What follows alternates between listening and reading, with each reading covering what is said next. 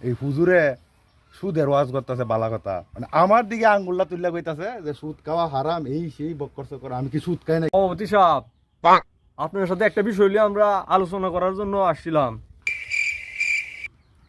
কি কি সমস্যা কও শুনি, কে লাগে আইছো তোমরা অতদিন ধরে?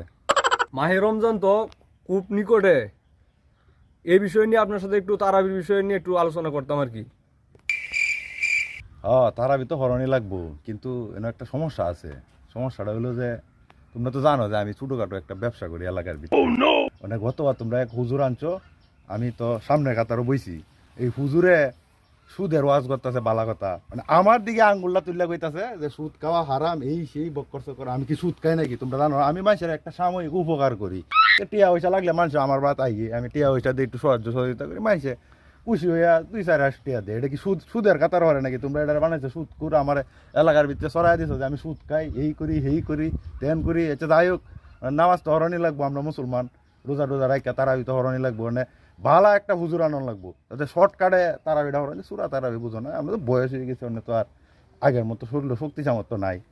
মানে শর্টকাটে তারাবিটা হরণ যে এটা একটা হুজুর দেহ, তোমরা সমস্যা নাই ঘরে, আমি তো আছি, আমরা ঘরে আলোচনা করবো আমরা এই বিষয়ে, সমস্যা নাই, দেহ।